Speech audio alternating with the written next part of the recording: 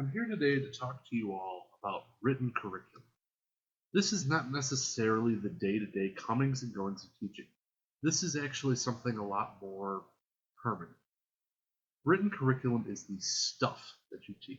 It's the worksheets, the sample problems, the tests and quizzes, the assigned novels, the source of vocabulary words, the ancient civilizations that your students will be studying. Written curriculum is something of a sticking point for me in education today. I'm the owner and founder of the website NoMoreWordSearches.com. It's accompanying educational reference book, No More Word Searches.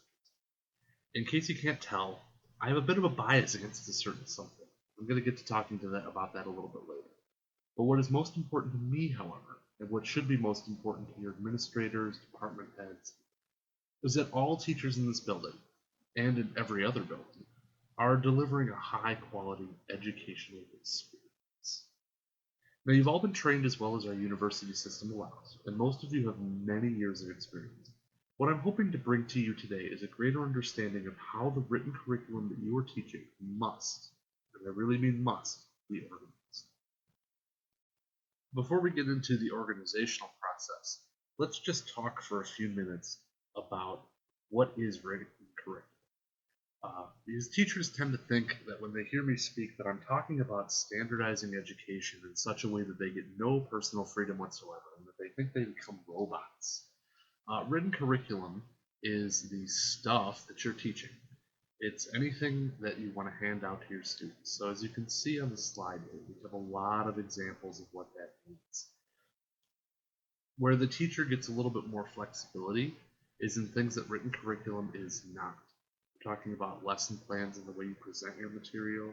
We're talking about, to a certain extent, some in-class projects. We're talking about the way you want to manage the behavior of your student. And we're certainly not talking about scripting your lessons for you. You don't want to do that.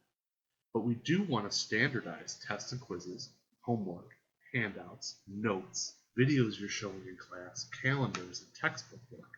And the reason we want to do this is to create a standard level of achievement among all students. There is no other way to organize it in such a way that you can guarantee what your students are learning about unless all of these things are in alignment. So here's the organizational structure. We're going to talk about two different types of alignment: horizontal alignment and vertical alignment. The slide being shown right now illustrates the major difference. Namely, that horizontal alignment means that the same material is being taught across all courses of the same name. Vertical alignment means that each course leads seamlessly into the next. There's a lot of confusion over what this means at most schools, so let's look at examples.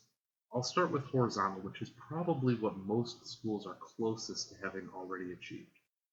A truly horizontally aligned school, all geometry courses should be teaching circle theorems on the same day.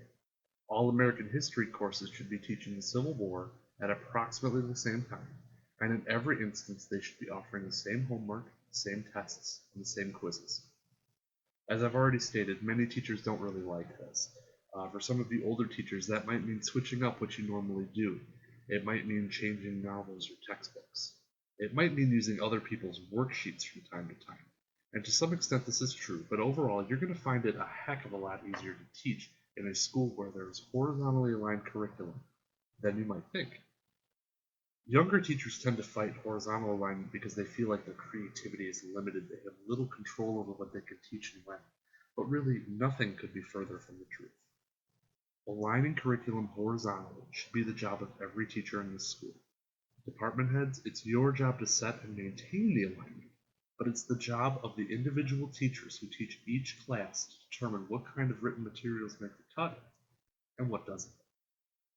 Before we get too in-depth into how this actually works and how it might make all your lives easier, we should discuss vertical curriculum alignment as well.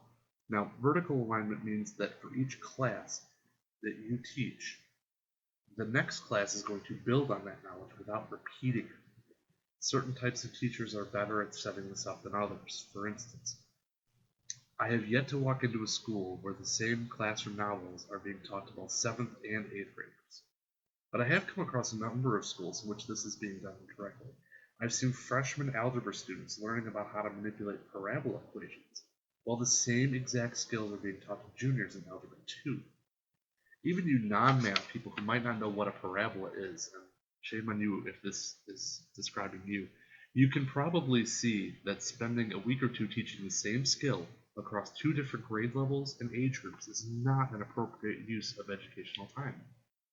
Now, the biggest complaint that I get here from teachers when I talk about vertical alignment is that I'm not building in any time for review and remediation. I am. I just build that into the time management in the calendar for each course. I'm not going to spend a week teaching something to juniors that I taught to them for a week as freshmen. I'm going to spend less than a day on it. And that's really what vertical alignment is about.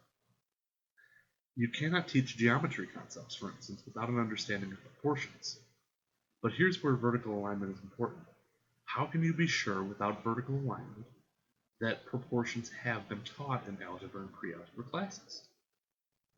Are your world history and geography courses covering the same vocabulary terms and requiring the same math knowledge? Perhaps. Are English 1 and English 4 both learning about Greek and Latin roots?